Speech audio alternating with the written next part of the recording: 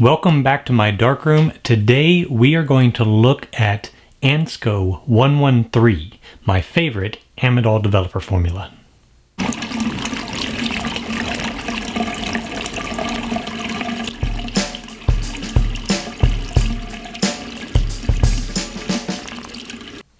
Whenever I print for exhibitions, I like to use Ansco 113. It's an Amidol formula, and I've got more Amidol than I'll be able to use for my entire life, like 50 or 60 pounds of it. So I looked for a formula that could stretch it out the best. So Ansco 113 allows me to use a small amount of Amidol. It's a smaller amount of sodium sulfite. Now it's an undiluted formula. We're going to go over the ingredient list in just a moment, but it works really, really well. Now, Amidol is the developing agent in this case, as opposed to metol and hydroquinone like Dektol. It's going to have some very different characteristics, mostly print color, but it's also highly active. Rather than a 2-minute developing time like Dektol and other formulas, this paper is fully developed in only 1 minute. You can have a shorter exposure time and longer development time, but that changes the color of the print, but it also tends to stain the paper brown on the edges. We'll talk about that a little bit more later. Now, before we get going, let me just say that Amidol is a toxic chemical. Now, it's commonly used in the hair dye industry for furs, commercial use, not for people. But because of that, it stains everything. If you get it on your skin, it'll stain your skin brown. If you get it on your fingernails, it will stain them black. It takes a long time to come out. If you get it on your clothes, it's not coming off. And if you watch my tray cleaning video, it stains trays and it doesn't come off very easily. So just be very, very careful. The powder likes to go up into the air very easily, so make sure you're mixing this either outside with good ventilation or with a really good exhaust hood.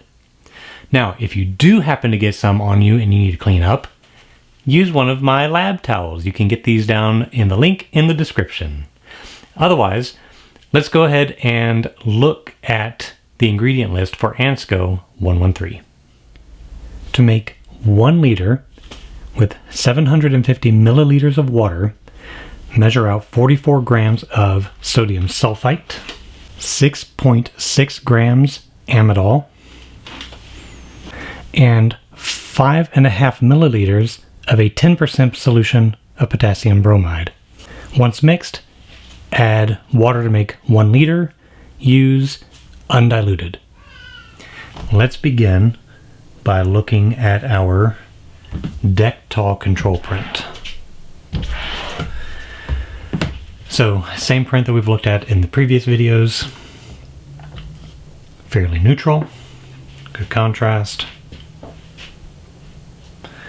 And now the Amidol print. Now, the differences are subtle. We have the same density, we have the same contrast. It's hard to tell under these video lights, but the Amidol is just a touch warmer. It is almost as though this is more neutral and it makes this look a touch more cold. I can really kind of see it in the midtones more than anything else. So areas such as this, this has a slight more bluish color, and this seems more neutral gray. So in the previous videos, I said it's almost impossible to change the color of classic paper.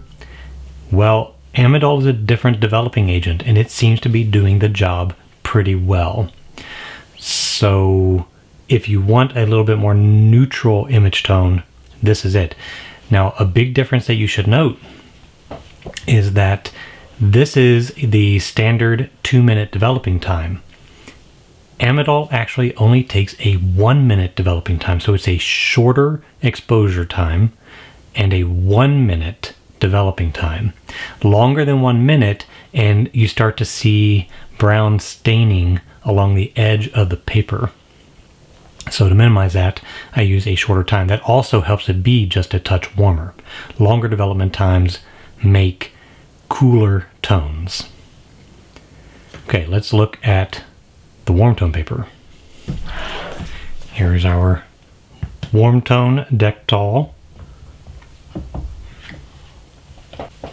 and our warm tone Amidol.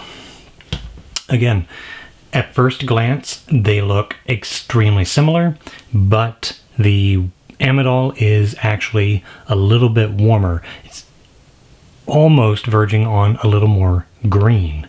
Now that could just be the warm tone ramped up a bit, but I can see it here in these areas that the green seems to be dialed up just a touch. It is a little bit warmer, but density and contrast seem pretty much identical. So Amidol, touch warmer, at least the 113 Ansco formula, touch warmer than Dektol. This is my usual combination. The green does get dialed back a little bit in a weak selenium toning solution, but it still retains the warmth that I'm looking for. But I use the Amidol formula because I've got a metric ton of Amidol, so I use it. Other than that, that is it. Just to be on the thorough side, let me show you the Amidol Classic one more time next to the Amidol Warm Tone. There you go.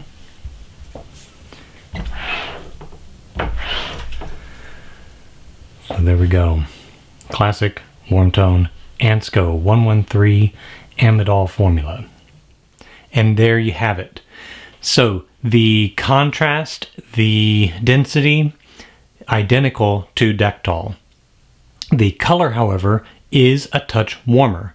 On the classic paper, I find it is more neutral in tone than Dektol. Dektol, it looks neutral, but once you have it next to something else, it actually looks a lot more blue than you would think.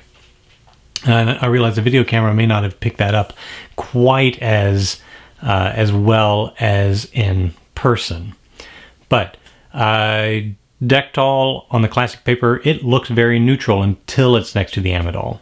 The Amidol looks neutral on its own, maybe a touch warm in comparison. Otherwise, if you didn't see them next to each other, you probably wouldn't think there's any difference at all. The warm tone paper, decidedly warmer. That is my own personal favorite combination, is the warm tone paper and the Amidol formula. It does come out slightly green, as I said, but I use selenium toner at a 1 part toner to 19 parts water, and I find that tones the green down but still maintains a warm look. We'll talk about toning some other time. So thank you for watching. If you want to try some Amidol formulas, there's several out there. We'll look at more in the future. Until then, please like, comment, subscribe, and we'll see you later.